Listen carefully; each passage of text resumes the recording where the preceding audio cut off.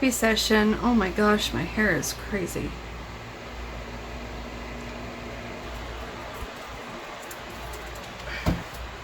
Hold on.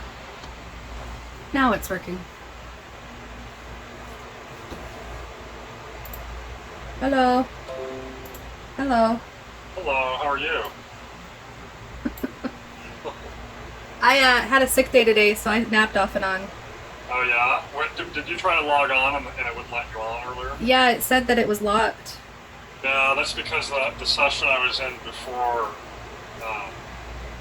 was with the 5-year-old little girl and then her mom got Oh. on. That's with the new Zoom code. What it is that code is specific to me.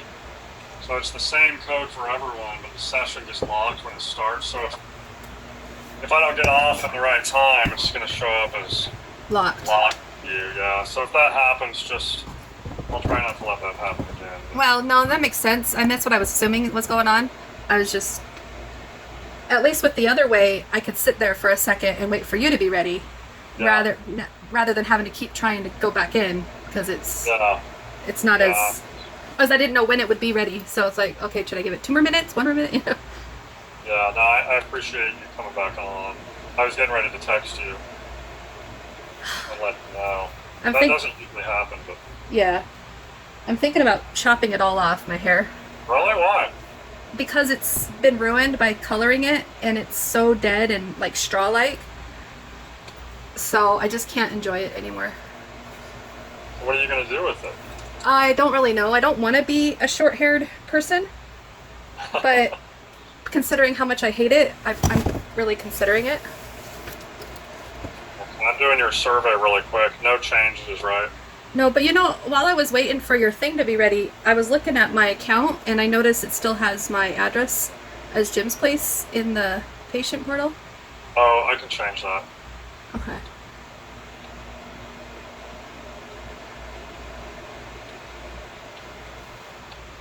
Okay, let me just let them know that you're on, and then I'll go on and change that really quick.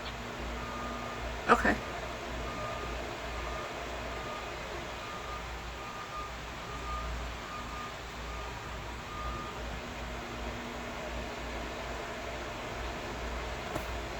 Okay.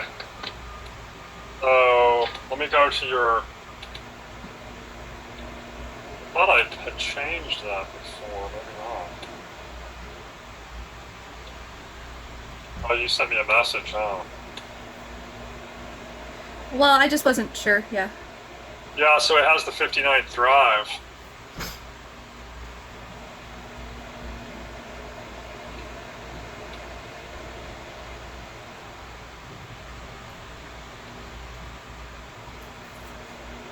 What do you think about the COVID vaccine?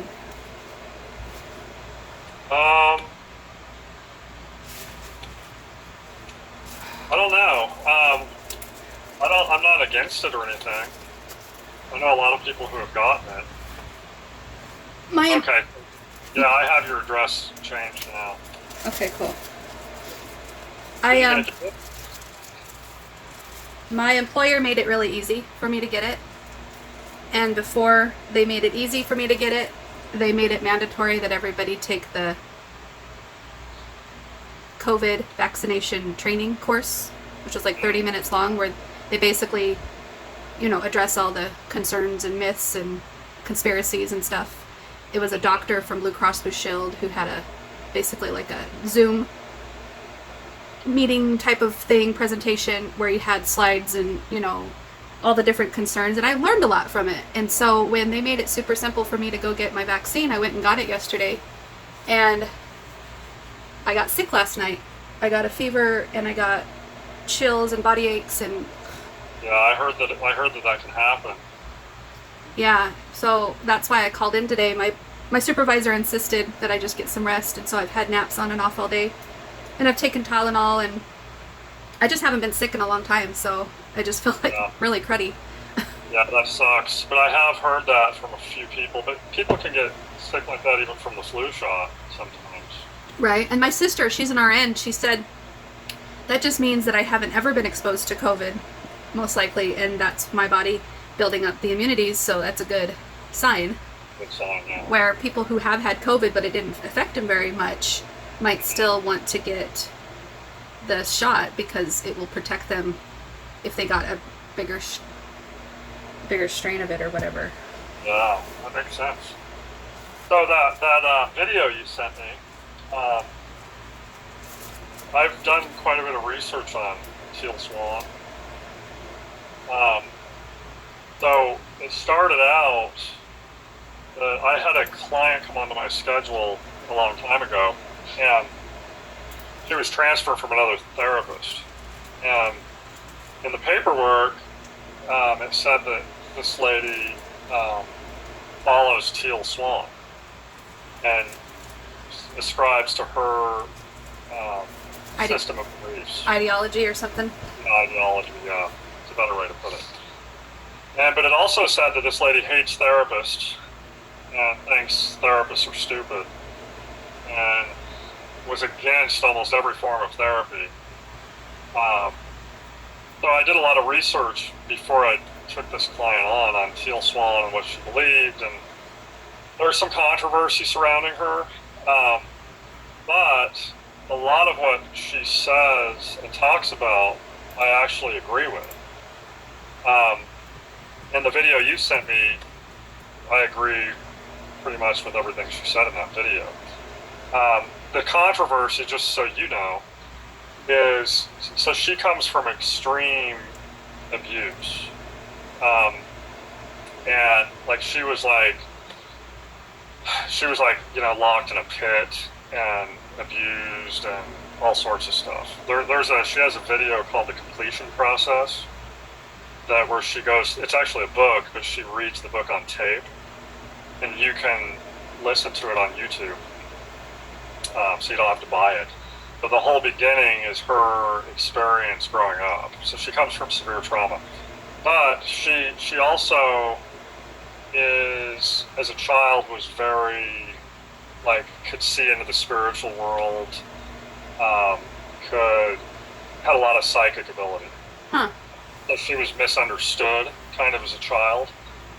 But the controversy is not that. The controversy is that she teaches a lot of visualization. And one of the things that she teaches for people that are suicidal is to lay down in a dark room and visualize you killing yourself in the most graphic way possible. And what had happened was a teenage girl was suicidal and wrote in to the Teal Swan organization about her suicidal ideation, and they sent her this video on the visualization of killing herself, and the girl did end up killing herself. Oh, wow.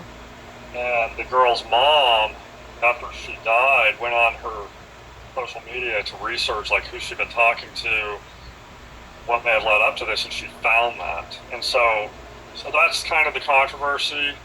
I understand why Teal Swan talked about that. It's kind of like a facing your worst fear type of exercise.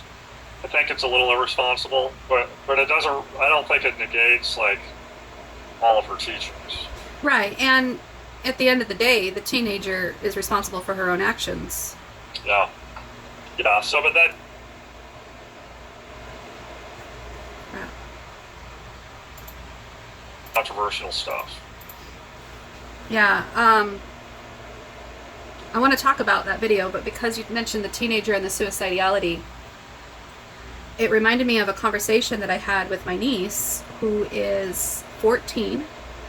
I went down to Tucson to do the egg hunt with my brother and his kids, and my niece, I could tell, was thirsty for some attention, so to speak, and she's struggled a long time with her own problems, and I said, well, maybe I can go to sleep in your room. She has a full-size bed, and I slept on one side of it and she slept on the other, and I was so tired and she knew I was tired, and every time we got to talking, another hour had gone by and she kept apologizing profusely for talking so much, and I'm like, it's okay, we're talking about good stuff, I don't get to do this very often. So it was 3 hours went by and I was still so tired, but the conversation we were having was about self-harm, and she wanted to know if I'd ever self-harmed before. And I didn't have anything prepared, and I really wasn't sure what the best thing to say was. But I didn't shame her for it, and I explained to her, she knows about my noodles, because I told her last summer that I like to think of my thoughts as different noodles and just sort them out and try to address each one, because they're all trying to tell me something. I don't want to ignore parts of myself that might be really important, or maybe they have something they need to resolve. Or so she knew last year that I was making fun of my brain in a noodly sort of way. So I told her, I says, yeah, I've got a black and white noodle that it's almost like a lasso going around, the herd of cows that are so far away and everything. Like I said, once black and white does what black and white does with those terrible thoughts, I usually get regrounded and I get recentered, and I really appreciate black and white noodle for doing that, because otherwise I'm off on this and this and this and this and this, and then once that happens, I usually get back to center and grounding. And so for you mentioning Till Swan and that girl, I get kind of nervous, like, oh, I hope I didn't just encourage her to have an appreciation for extreme suicidality. But I do think there's something that can benefit from it when you're just trying to, it's like the pendulum, right? You got to pull it back just a little in order to get the full force in the other direction. Mm-hmm. I don't know. So I went to, what's that? I don't think you, from what it sounds like, I think you were just validating her. And I think that's more helpful than anything, because a lot of times with behaviors like that, especially adults, they don't understand it, and they make the person feel like they're weird or crazy for those behaviors. Or she was basically punished or shunned, and now they're all looking at her like suspicious, like, and they're not letting her use scissors for projects, and they're making sure she keeps her door open at all times. And like, that's not helpful. That actually just makes you feel like you can't talk to people anymore, Right. What I usually do with those kinds of behaviors is I do the same thing you did, is I validate, I completely understand why you would feel that way. And usually I'll say, because I know that those self-harming behaviors, it's usually either feeling nothing and wanting to feel something, right? Which is a very dark place to be. Or it's feeling like you have no control over your life, and that's the one thing you can control. Right. Is how you feel. And so just acknowledging that and validating that and saying, yeah, I get that. And then helping find safer ways to achieve the same result. And some of the things that I've, talked to adolescents about, even adults, because, adults do the same thing, is like taking extremely hot baths that are hotter than you would normally take, because it changes the way your body feels, and there's a little bit of pain involved to that. Right. Using ice. All right, I remember you tell me about the ice. Yeah, the rubber band. There's lots of different ways. Yeah, and I know that with my suicidality, it wasn't that I had no pain and I wanted to feel something. It was that I had so much emotional pain that the thought of physical pain was a good distraction from the emotions. Kind of like when you break your finger, you're supposed to stub your toe, or vice versa, so you're not focusing on that pain anymore, Sure, yeah. Yeah, it makes sense. But I think the most important thing is just that you were someone that was understanding. Right. You weren't someone that made her feel like shit because she'd had those behaviors and those thoughts. Right. So I don't think what you said would have been damaging at all.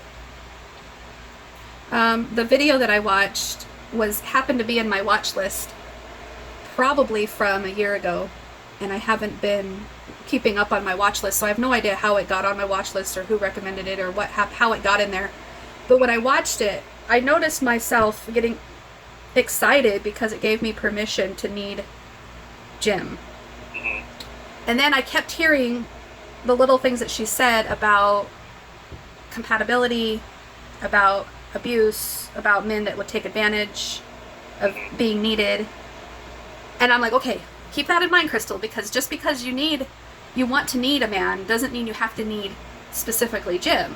Right. And that's what I was really just like, okay, I better send this to Brian right now before I get down this rabbit hole of thinking that I can run to Jim and say, I do need you, honey, and look at this, because I ended up sending it to Jim as well.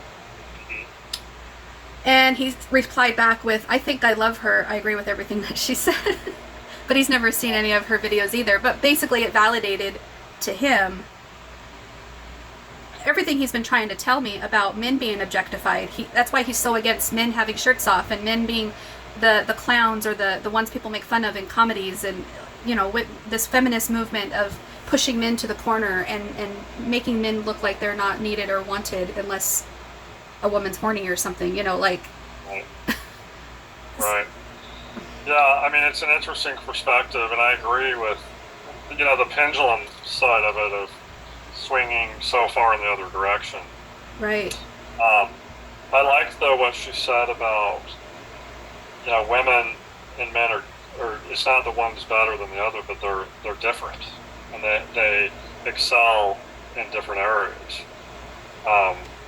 which I think is true, for sure. But, yeah, and if we try to be the end-all be-all, then we have no need, and that is exactly how evolution dies out, is if we don't need that species anymore. Right. Yeah. Yeah, it's interesting, and I agree, with what she's saying. I mean, I think they're definitely, you just look at it just from a procreation point of view. Mm-hmm. If men and women don't need each other, then where does that leave mankind, the humankind, altogether? But I wouldn't read too far into it relating specifically to you, because, and here's why. I believe. So you remember the Jerry Maguire movie, the You Complete Me? Yeah. That became so popular. I think that sends a wrong message, just in the sense that I do believe that for a relationship to be as healthy as possible, it does take two people to be complete on their own. Like, the math, I think, in relationships is a little bit different. Like, normal math, is you take a half and a half and you add them together and it makes a whole. I don't believe you can take two people that are less two people together and that makes a whole.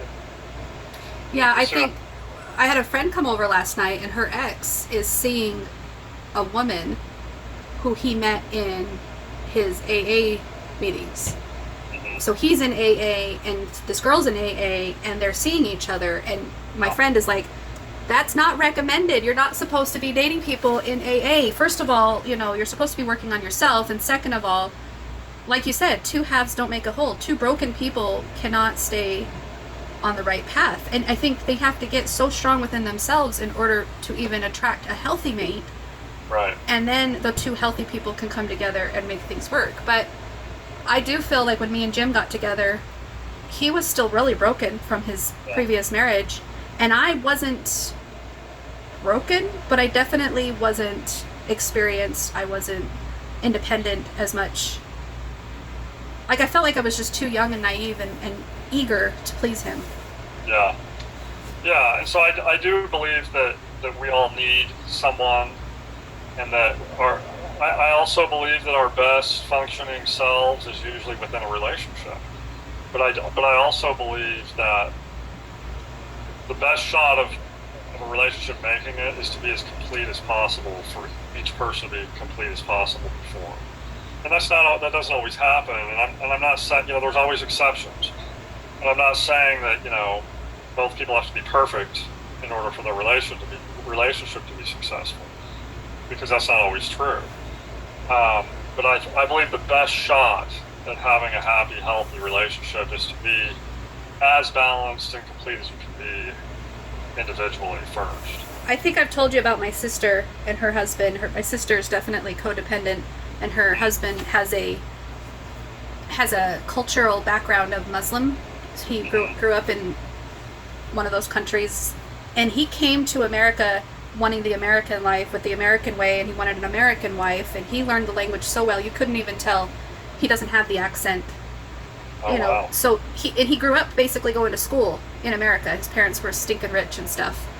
So he put himself through college. He has master's degrees in engineering, and he's super smart, and he was with a woman that he was engaged to, but because of his cultural upbringing, he had some leftover things that he needed to sort through about women not being property and women not being one to control. And then he ended up getting married to another woman, and she left him for some of the same reasons. He had a temper, a control thing, And so by the time he gets to my sister, because he's divorced the first, wife, my sister's the second wife, and my sister's young, like me. I was 24 when I met my husband, and she was 24 when she met him. And he admitted to me just the other day that the reason why him and his father liked her was because of her Mormon upbringing, because they have a compassionate, empathetic mildness about people, and they're, that they're not going to challenge a whole lot. And so basically we had a nice, honest conversation about his view of the world and what women are compared to Jim's view of the world, because he was comparing Jim to his Muslim brother and his Muslim father and all the Muslims that he knows, and he found it fascinating that Jim's not a Muslim. And I think I was just really fascinated with the fact that he was admitting to me that he's worked on himself enough to let my sister wear low cleavage, go out for luncheons at work. Like, he doesn't control my sister to that degree, but they are tied to the hip. And he says it's more of a consent thing, where my sister and him agree on all the things that he wants in that relationship. And the way that they have it seems to work with them, because my sister isn't miserable or suicidal or, having this torment like I was every day. And he isn't, beating her or emotionally abusing her. It's just whatever they've got, their unhealthy thing works for them, because they both are consensual to it, Yeah, and it sounds like your sister, it sounds like it works because she has a choice. Mm-hmm. And I think she also, as far as I've known her, I've known her all her life, she's always been eager to please. Every time grandparents or my stepmom or anybody that ever wanted her to do anything, she jumped to the opportunity because of her own need for validation, and she would twist herself to be whoever other people wanted her to be. And so when I'm going through my own self-discovery and what I'm about, what's going on with me, I recognize a heck of a lot of similarities between me and my sister. But as I'm watching my sister when she's little, I rolled my eyes and I'm like, no thank you. I don't, if it means massaging grandma's feet, I don't want that kind of love. I'm kind of not, but my sister would do it because she wanted the praise and she wanted the pat on the head, and I was just the 12-year-old 13-year-old kid that didn't want nothing to do with that kind of praise. But we both grew up the same way, so it just makes a lot of sense. Yeah. Before do you think some of that has to do with the religious upbringing? I do. And I think it could be in any religion, not just the Mormon religion, but I think when you have praise and punishment in your God, right, then you need to mold your children to follow suit. You're going to praise them with good behavior and, what is that word? Chastise them with less than great behavior. And with my dad being emotionally unstable, it was scary to displease him. Yeah. So I think though, when I think of uncles that I have that are not, they don't have a temper sort of thing, my cousins rebelled against Mormon religion because they saw right through the facade of being praised for good behavior, and then they would hide their bad behavior. And so they weren't open and honest about their bad behavior, but as soon as mom and dad weren't watching, they would go do what they wanted to do. Where it was embedded in me to not even try to hide it because of how severe of punishment I would get. So I don't think it is so much of religion as much as it's fear of being unloved or hated, or what is that word? Abandoned, neglected. Well, you can see how that kind of an upbringing can cause that propensity towards being addicted to validation. Mm-hmm. For some people, leading a double life. Mm-hmm.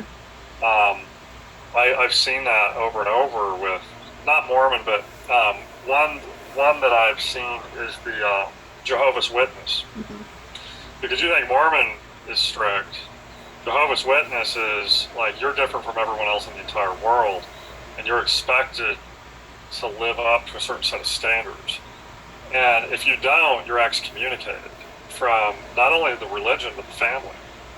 And so what happens a lot of times is, like you and I know, like, if your sense of self-value, self-worth comes from how good you do, where does that ever end? Like where does it end? Like, we know as human beings that we're not perfect, and we can never live up to that standard. So we're always left feeling like we can't measure up. And so it can lead to that, addiction to validation. And then for other people, they just give up and they'll live one life away from everyone else, and they pretend to live another life in front of everyone else. So I could see how like what you've dealt with over the years with conforming to what you need, that defense mechanism of all things to all people, or you know exactly what to do to calm the situation. You were kind of raised that way. Yeah. To have that skill. That's what my mom said. She said she was raised in the Mormon religion and everything, but I was raised to be fearful of my father's behavior if I didn't perform a certain way. So I was raised to marry a guy like Jim. I was raised to behave the exact way Jim would need me to be. Yeah. Yeah, for sure. Yeah, and you can definitely see how that's, part of you, and you can also see why it's hard to break out of that. Right. Because, you were raised to be that way. Yesterday before we left, we were talking about something, and I'm trying to remember what it was exactly. But one of the things that I wanted to mention was,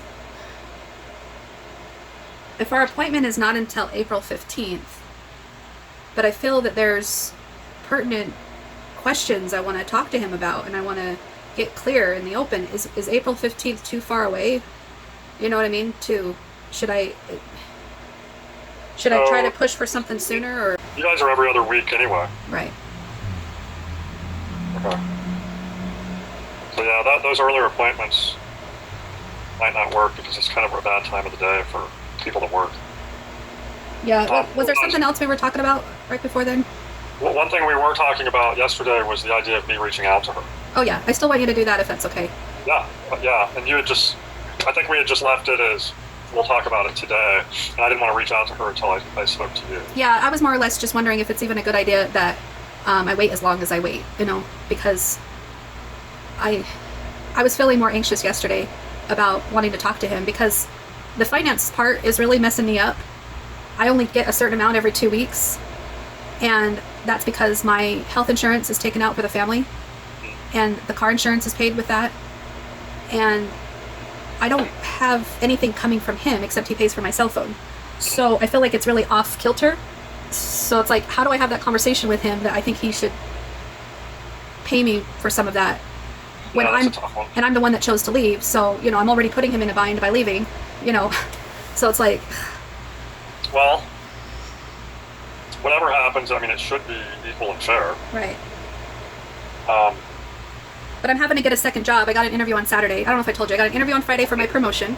You told me you were thinking about having a second job. So you are, and you did tell me that there was a possibility you'd get promoted. Yep. So I have an interview on Friday for the promotion. Good. So that's Friday morning. And then on Saturday morning, I just talked to a lady today who has, she's the owner of Arizona Lullaby Guild, where she outsources babysitters or elderly care based on client needs. And a lot of her clients are doctors and lawyers. And a friend of mine works for her. So I already have an recommendation, and this friend of mine is extremely overweight. She's like 300 pounds, maybe 350 pounds. And I'm talking to her, and I'm looking at her, and I'm thinking, do you get enough hours with that company? And she goes, oh yeah, I get to work whatever hours I want. I get to choose if I want to work or not want to work, or if I need extra hours, they let me choose my schedule. And I'm like, because the idea, I told you I got a second job at Lenny's Burgers, right, for a hot minute. And just standing for those 2 hours was excruciating, because they had me lifting and moving and twisting, and I'm just not ready for that with my knee and my hips and everything. So I babysat 9 brothers and sisters until I turned 18 years old, and You did that. I could do it, and then that way I could choose my hours based on when my kids were going to be with me or not, or if I figured it out, if I could get 10 shifts in a month, because each shift is a minimum of 4 hours. Whether the customer needs you for 4 hours or not, they have to pay you for 4 hours. Yeah. So that's nice. At $15 an hour, I figured out the math. I would need 10 shifts a month to get $600. Yeah. So I'm all, heck yeah, that would probably give me enough to survive and not feel like I've got a big gym for money, or that I've got to, live paycheck to paycheck. Yeah, you could do that. That's not that bad. Yeah. You're definitely qualified. I'd have to get my fingerprint clearing card and my CPR certification. I don't have those, but that doesn't seem undoable. The fingerprint clearance card is very easy. All you got to do is go to, it's either, I think UPS or FedEx stores has a kiosk that is a fingerprint clearance card kiosk. And you go in there and they do your fingerprints right on the kiosk computer thing. All your information. It goes to a government background check, and then you can track a certain number online and see if it was approved or not, and print it out, and then they send you the card. So as long as you don't have, any significant criminal background information, it's a very good process. I think that's what makes my Mormon upbringing pretty good. I didn't do anything. I didn't do anything that would get me in trouble. Good, yeah. So that's easy. The CPR thing should be pretty simple to do as well. Yeah, the lady that talked to me on the phone, she said it was pretty easy. So I'm excited. I've got potential things coming up, and I'm hopeful. I think right now I'm just struggling with this idea that I want to keep Jim working on himself, and I feel like I need to keep that window open so that he doesn't give up on himself entirely, Well, keep in mind, that's his, you can't force him to do that, obviously. Right. He's going to have to be the one that does that. And he'll message me once in a while, and he'll say he loves me, and I feel like when I say I love him back, I feel like I'm dragging him by a thread type of thing, So it's like, do I cut him off completely and let him fall into the hole of darkness, because that's how he'll pick himself up? Because I think he's relying on me to let him know there's still hope. You know what I'm saying? Yeah. Well, you still, until you feel like there's no hope consistently, I don't think I would consider dashing all hope. Because, like right now, the pendulum's still swinging. Yeah. Right? And that's fine. Right? There's nothing wrong with that. That's part of the process.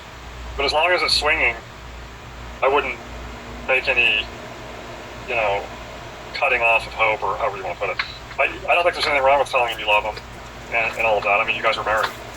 You're separated, but you're still married. Right. If you get to the point where that pendulum swings and sticks, and it's been there consistently for a while, and you're like, you know what, it's Monday now, Tuesday, Wednesday, now it's been 3 weeks and a month, and I still feel like I'm done, and then it's swinging back, then you're not going to lead him on. You want to be honest with him about that. But right now, I mean, if you give him no hope, and then all of a sudden you start finding hope, you don't want to give him a mixed signal. I think the people that know me well, or at least know my stories as long as they've known me, are so excited for me that I'm out. And I feel like I'm disappointing everybody when I talk hopeful, that we're going to get through this. Don't worry about those people. Those people are your friends and your family, and they're going to want the best for you. And everyone is assuming that the best for you is outside of the marriage. You haven't made that determination yet. Right. Right? That no one can decide that but you. Right. And I may be different than them, where, like the Teal Swan lady said, it's okay to need a man. It's actually natural. And so before I watched this video, I was swimming in, how do I do this on my own? I've never had to. I don't want to. I like being able to rely on someone else, not just for the physical things a man can do, but also for that emotional connection piece. So I must be weak. I must be terrible for wanting these things, and everybody wants me to, figure it out on my own. And so that Teal Swan video helped me recognize that I'm not so crazy for feeling it's a natural human desire, Crystal. But like you said, don't confuse it with needing him as much as just wanting to be in a relationship that's healthy. Right. Whether it's with him or with someone else in the future, that's healthy. But there's nothing wrong with needing that. That's perfectly normal and natural. Right. Last night, I woke up, so I went to bed about 10 o'clock or so, and I woke up about midnight, in so much pain with body aches and chills and fever, and I knew I needed medicine, but I couldn't even move. I felt so much in pain, and normally I would just whine enough to Jim and wake him up, and he'd go and get me something. Whether he did it lovingly or reluctantly, he did it, right? And instead of calling Jim, I called my mom. I saw that it was only 12:30. I knew my mom would probably still be up. I call her, I'm whining to her, and in typical mom fashion, she basically said that she's busy and that I could take care of myself, which is how I've pretty much been treated all my life with my mom, is neglect, not caring. Like, however, when I was like 10 and younger, this is where Cyan Blue really remembers those moments with mom and being sick and stuff. My mom took every moment to hold me and comfort me and, you know, put the washcloth on my head and everything, except when my mom got to be removed from me as a child, she became removed from motherhood altogether. And so to ask my mom for anything, it's kind of like a hit or miss if she's going to help. So when she started basically saying, I'm in the bathtub and I'm doing my meditation thing and you can do it, Crystal, come on, you can do it. You know, I just started bawling my eyes out. And I said, I think I'm just going to call Jim. Jim's usually here to help me. And she just starts laughing at me like it's funny. And I wanted to hang up on her so bad. I felt like it was so not where I was emotionally to laugh at myself right then, you know. But I refrained from hanging up on her, and she said, okay, give me 20 minutes. I'll come over with some Tylenol. My sister was there with her. She heard the whole conversation. My sister is 20-something, and she graduated from the nursing school. She's an RN, right? And so she was coaching my mom what to bring me. Here, give her these Tylenol PMs and give her these. And then my sister made all these little baggies with instructions on what I'm allowed to take and how often I can take them and stuff. So my mom brought them over at midnight and 12:30, 1 o'clock, I guess, and then stayed with me for about an hour and just rubbed my leg and talked to me. And we talked about, I don't know, I guess my addiction to Jim and how I need to learn how to do it on my own and not run to him for help every time and stuff like that, which has been hard for me. I've been wanting to run to him for help a lot since I moved out, but I have stopped myself most of the time. It is difficult. And, you know, so let me ask you this. Back when you were a little girl, what would your dad have done after your mom had left and you were sick? How did he take care of you? I don't remember too much because the dad I had before he remarried and the dad he was after he remarried was slightly different, because I do remember my dad giving me hugs when I was sick all the time, right? Checking my fever, telling me to lay down. Okay, I remember now. He took me to my Aunt Eileen's house, and Eileen is the one that passed away last year. And Eileen was a naturalist, so she would do the enemas or the aphidophyllus juice or and then my dad was just pretty much beside himself on what to do, so he would take me to his mom, my grandma, or he would take me to my aunt, or he would take me to the doctor. I had UTIs all the time, so I had a lot of attention on me when I got sick, but not so much from my dad as much as from others. And then when I was with my mom, I noticed myself faking being sick, and I don't remember purposely doing it. I just remember thinking, I want to stay here with mom. Maybe if I'm sick, mom will make me stay, you know. Yeah. And so my mom did do, you know, hold me, rock me, love on me harder, tighter, you know, stuff like that. Yeah. There's always, I think, part of us that longs to be taken care of when we don't feel well. I don't necessarily look at that as being dysfunctional. Obviously, it can get to a dysfunctional level, but just that in itself isn't dysfunctional. I think that's pretty normal to want to be taken care of when you're sick. Right. And this is the first time you've been on your own in, you know, how many years? I've never been on my own. Right. So yeah, I mean, you've got to expect a little bit of that. Well, and that's what I told my mom when she came over. I said, rather than beating myself up for needing you, Mom, I'm just going to be proud of myself for not calling Jim, and I'm going to learn this independent thing a little bit at a time. And she says, that's why I'm here, sweetie, you know, and she pats my hand. And it is a process, right? I mean, it is a one step at a time. You know, keep in mind, you've never done this before. Okay, don't be hard on yourself if you make a mistake or go against, you know, your better nature. You know, don't be too hard on yourself. You've never gone through this process before. Right. It's like the path I described to you. You know, as long as you're on the path, you're right where you're supposed to be. It doesn't matter whether you're going a mile a minute or whether you're standing still. You're on the path, right? And you're going to make little mistakes or, you know, things that you perceive as mistakes, but the way you feel in those moments is valid, and there's not always a right or wrong way to handle those feelings. You know, you learn as you go, and you learn from your, you know, mistakes, and you keep moving on. What do you think about the idea that I had about doing dinner with the four of us every other week, to start off with? What did your kids say about it again? Well, my daughter was against it at first until I told her there was absolutely no fighting allowed, and if something was to be upsetting or fight potential, then I have the right to leave, rather than letting it get into it.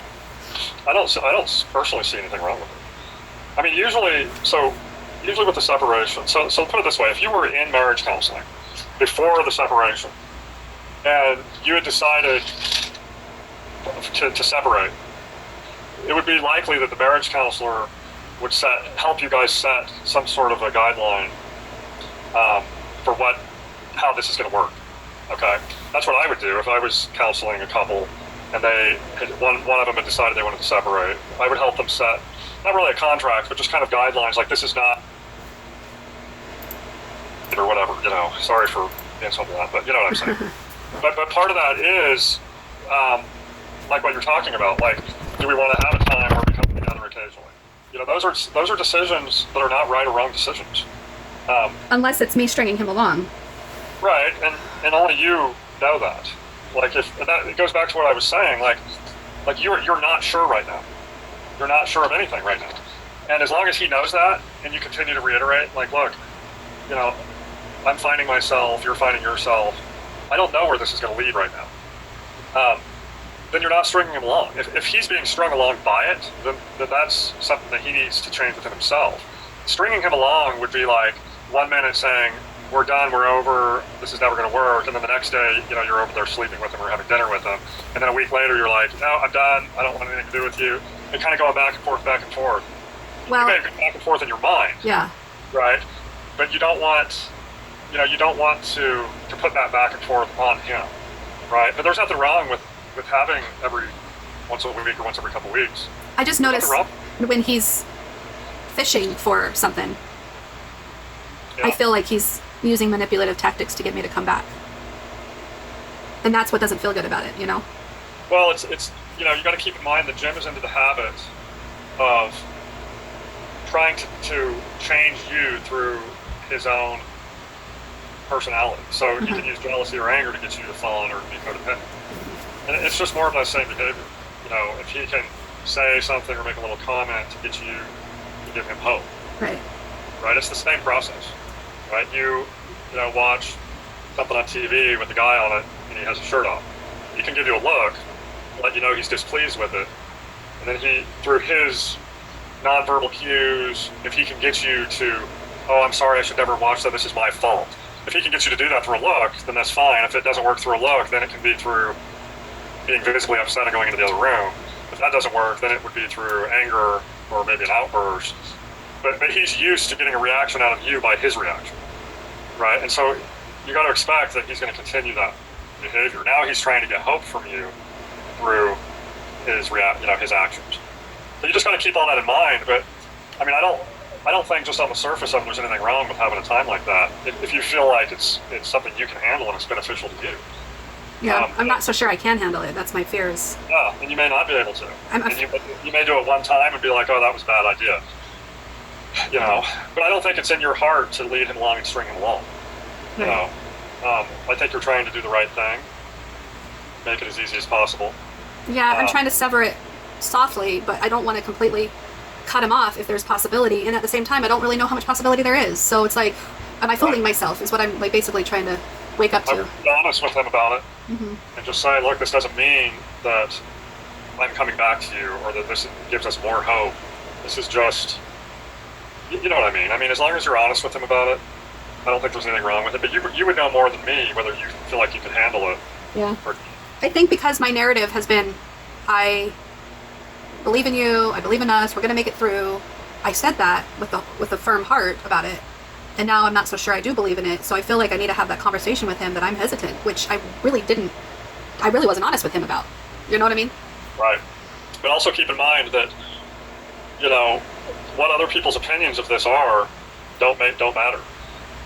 Right? Like, because I know part of what plays into this for you is if I do that, my mom's going to be pissed, my friends are going to be pissed, my brother's going to be pissed. You know what I'm saying? Mm-hmm. And I know that plays a big part, but this is your journey and this is your path. And, I just believe that, taking that into account when you make decisions is more of the same thing that got you here with Jim. Right. You're just doing it with other people. Right. So be true to yourself. Whatever that is, yeah. Yeah, and try to do that regardless.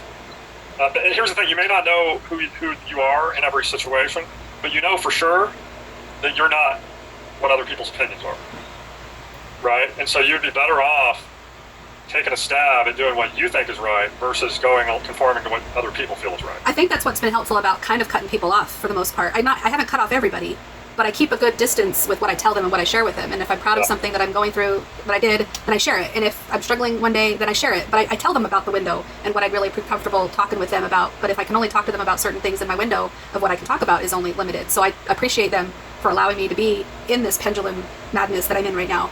And it's my circle has gone down a bit because so many people are so tired of my merry-go-round. Well, you know what? Then they can get off of it. Yeah, they can get off of it. I don't. Merry-go-round, damn it. It's my merry-go-round, damn it. It's like I'm already tired of my merry-go-round and I'm figuring it out. But at least it's yours, and that's the point. Is at least whatever you do, whatever you decide, hey, maybe it won't be right, but at least you made the decision, and you did what you felt was right at the time. And maybe it turns out, bad, and then you learn from it, and you're like, okay, that was a bad move. Now let's try this. You're figuring it out, okay? And the one thing that I can tell you that I think would be the most dysfunctional would be to go along with what you feel like other people want you to do. Right. That's the obvious, but that's why with me, I'm here to support you in whatever decision you make. And that's my stance, because I'm not going to try to influence you one way or another. And I don't know the right answer, Crystal. It's your journey, right? Mm-hmm. It's your journey. Like, I could tell you, oh, no, that's a bad idea. But then, if you did it, you're going to be thinking, oh, crap. Now he's going to be questioning me or upset at me. I don't question. This is your journey. Okay. No, I appreciate that, because that makes sense. It's there's statistics and there's, likelihoods and all this stuff that I could be going off of, but really, I'm unique to all that. Right. We all are. And so if we base it off of these possibilities of what might happen, then we feel like we're following someone else's guidelines instead of our own. Right, and there's always exceptions, right? And you just don't know. You have to figure this out. What is right for you. And you know what? What's the worst that can happen? You go there, it's a disaster there, and it turns out well. It doesn't matter. Like, just because you go have dinner there every once in a while doesn't mean, oh, you're back with them. Well, and I think I do read into things too much. I think I think too deep about stuff. Yeah. Rather than just taking it for what it is. Yeah, try to take things at face value, and it is what it is, and it's not as big of a deal, I think, as it's made out to be. And I think the fact that everyone around you has their own opinions, right, makes it a bigger deal than it should be. It makes the noodles more confused, that's for sure. Yeah. Well, it reminds me of someone that's an addict, and everyone's like, oh, he's late coming home from work, he's probably out using. Or, oh, he went to a party, and I know there's going to be alcohol there. He's going to be right back into his addiction. It doesn't always mean that. And it makes everything such a big deal all the time. But you just have to figure this out for yourself. And it's going to be trial and error. A little bit, but the one thing is you have to figure it out on your own. Yeah. Right? I know that's not an answer, but I'm sorry, but it feels so lonely to hear that. I got to figure it out on my own. I know, but it is a better alternative than conforming to what you feel other people want you to do. Well, no, and that's true. I mean, I don't know how many times I've recounted things that you've told me, and I've told people that you're not telling me what to do. You're just supporting me in what I'm going through. And my sessions are not so much about what's wrong with me, tell me what I've done wrong, tell me how to do it better. It's more or less just a sounding board to reground myself and set my week off reminding me that I've got this and I can do it, and I do feel so much loss and insecurity sometimes. So no, it's helpful. It's helpful to be reminded that I gotta do this on my own, because I only see you 2 hours a week, and that's hardly anything compared to the rest of the hours of the week. You know what I mean? But it's not only that you've got to do this on your own, it's that you're more than capable of doing this on your own. Right. And a lot of it is perspective, believing that you've got this, believing that no matter what decision you make, you're still an important, incredible, powerful, special woman. It doesn't matter. That has not; those two have nothing to do with each other, right? And that's what I'm really trying to get across to you is your value has nothing to do with rights or wrongs or mistakes or positives or negatives. You are who you are, and that's enough, regardless of what happens with all of this. And you knowing that and believing that is going to help you be empowered to make the best possible choice that you can make. Yeah. You don't need other people to tell you what is right and wrong. You're smart, and you know. I don't need the constant daily validation. You can do it. Right. I don't need the constant daily validation that used to feed my soul because I felt so alone. I'm not doing myself any favors by constantly looking outward for validation.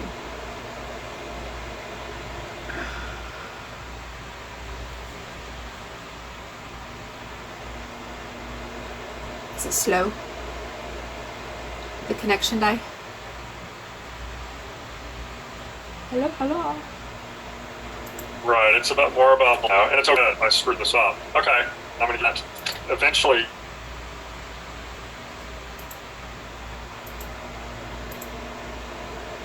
What the heck happened to him?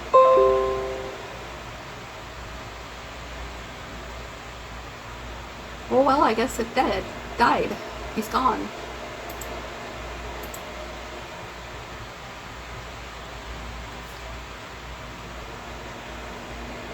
There you are. Paused up. Did I pause up too? Yeah, it paused up for a good minute. I didn't hear what you said last.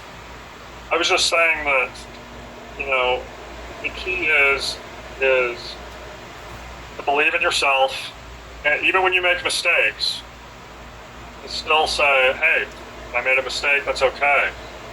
Let's try it this way. Maybe this will be the right way. And not beating yourself up and saying, oh, see, I can't do it. I knew I was screwed up, or I knew I should have listened to so-and-so. Just believing at all costs that you've got this. And making a mistake doesn't mean you don't have this or you're not special or important. Or, those have nothing to do with each other. And I've said it to you before, but it's about believing that. And that's what makes all the difference, is believing in who you are. Okay? Okay. Wow, we went 20 minutes past 7. Sorry about that. Thank you. It's okay. I owed you anyway because I logged on late, so. Oh, okay. No, I appreciate it, though. Yeah, no worries. No worries. Reach out if you need to, okay? Okay. Thank you. All right. All right. I'll talk to you Monday. Yep, I'll see you then. All right. Thank you. All right, bye. bye. I don't feel so good. I got a pounding headache and my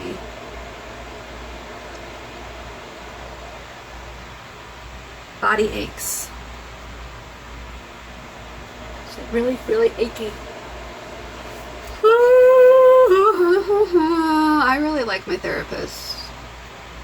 He's not judgmental. He doesn't stick me in a box. He doesn't have any expectations of me. He just is there for me.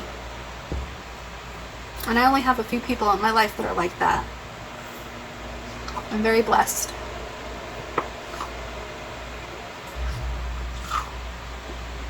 I wish I was stronger emotionally so that I could show up for other people the way other people need me to show up for them. Because this sort of unconditional support that my therapist gives me and a few friends that I have,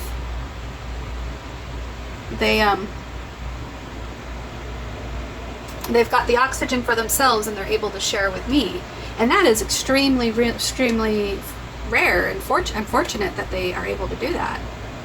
And I would like to be able to have that sort of balanced mentality daily, consistently.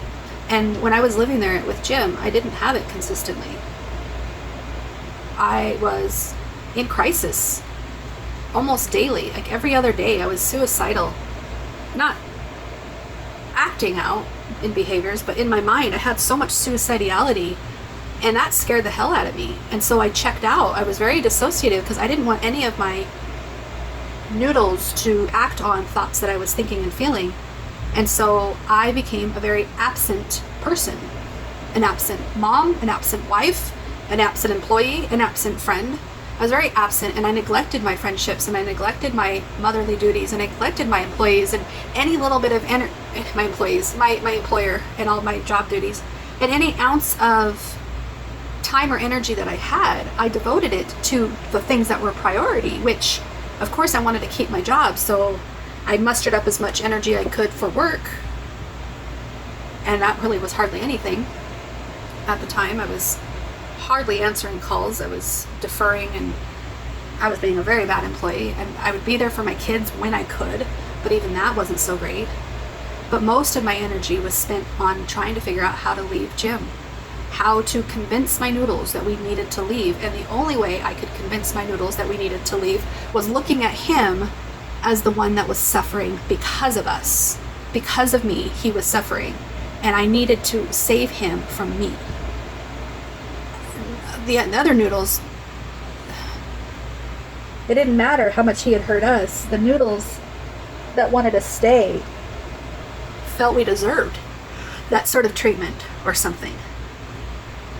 It was in denial about the whole thing. And so once I convinced them that I convinced the noodles that he was the one with the problem, and we were hindering him and enabling him and causing him to be worse, that was the only reason why we were able to leave.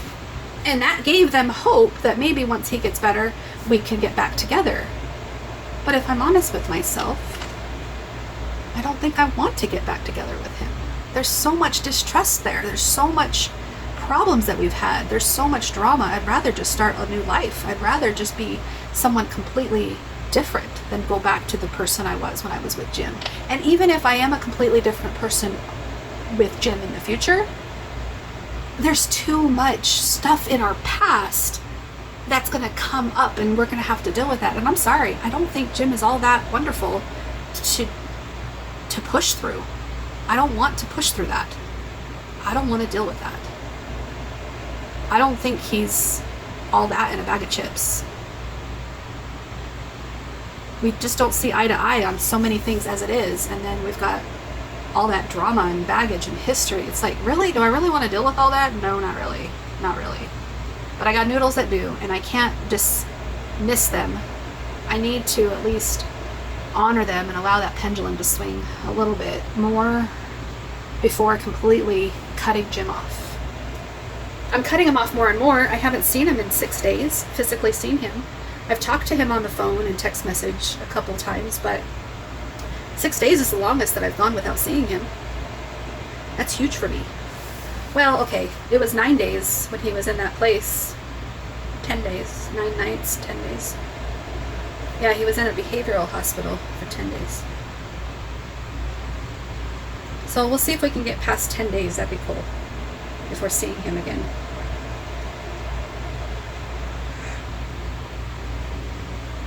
Alright, I'm gonna let you all go. Sorry, this is so boring. But that's okay. It's my merry-go-round. You get to decide to come on my merry-go-round if you want. I don't blame you if you don't want to. Bye.